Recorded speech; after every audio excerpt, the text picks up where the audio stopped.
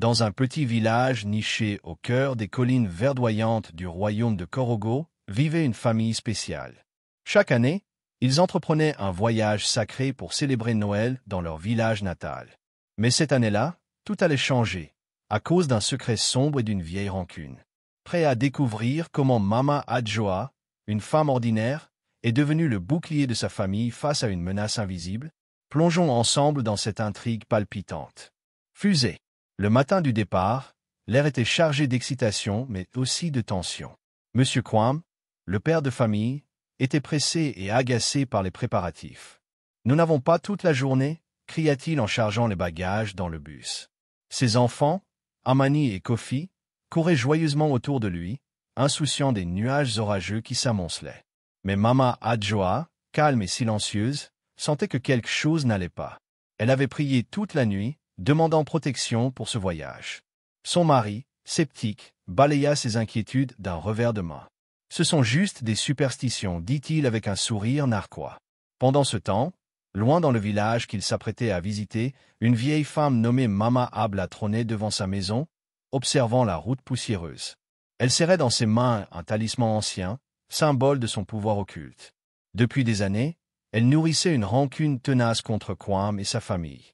« Pourquoi viennent-ils ici chaque année comme si ce village leur appartenait » murmura-t-elle, ses yeux brillants de colère. Avec l'aide de ses amies sorcières, elle décida de lancer une malédiction mortelle. « Ils ne verront jamais ce village vivant » déclara-t-elle froidement, tandis que les autres femmes ajoutaient des cendres et des herbes dans un chaudron bouillonnant. Le bus partit enfin, emportant la famille vers leur destination. À l'intérieur, Mama Adjoa sentait un poids oppressant peser sur son cœur. Ignorant les regards moqueurs de son mari, elle se leva soudain et éleva la voix. « Arrêtez-vous un instant. Nous devons prier avant de continuer. » Certains passagers haussèrent les épaules, d'autres fermèrent les yeux respectueusement. Monsieur Kwam, embarrassé, tenta de la faire taire. « Nous sommes dans un bus, pas à l'église, » grogna-t-il. Mais Adjoa ne céda pas. « Seigneur, protège-nous pendant ce voyage. Couvre ce bus et tous ceux qui sont à l'intérieur. Amen. » Les enfants, bien que jeunes, ressentirent la gravité de cet instant. Le silence régna quelques secondes avant que le bus ne reprenne sa route, filant à travers les plaines dorées. Alors qu'ils approchaient du milieu de leur trajet, une catastrophe survint. Un camion-citerne surgit brusquement, bloquant la route. Le chauffeur du bus hurla, mais il était trop tard. Le métal grinça, le verre vola en éclats, et le monde sembla s'arrêter. Mais quelque chose d'extraordinaire se produisit.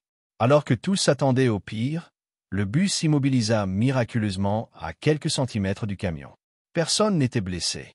Les enfants pleuraient, mais la famille de Kwam était sauve. De retour au village, la nouvelle de l'accident se répandit rapidement. Les habitants chuchotaient, certains parlant de miracles, d'autres de sorcellerie. Mais personne ne savait encore la vérité. Mama Adjoa, quant à elle, remercia Dieu en silence. Elle comprit alors que sa prière avait été entendue. Monsieur Kwam, pour la première fois, resta silencieux. Il réalisa que la foi de sa femme avait sauvé leur famille.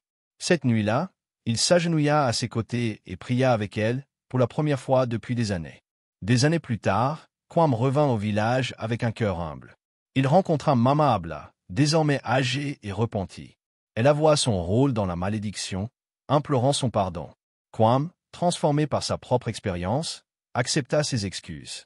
L'histoire de Mama Adjoa devint une légende dans le village, rappelant à tous que la foi peut triompher même des forces les plus sombres. Cette histoire nous enseigne que la prière n'est pas simplement une tradition, mais une arme puissante contre les dangers invisibles. Peu importe les défis auxquels nous sommes confrontés, la foi peut illuminer même les moments les plus sombres. Moralité. La véritable force ne réside pas dans les richesses ou les pouvoirs terrestres, mais dans la connexion spirituelle qui nous unit à quelque chose de plus grand.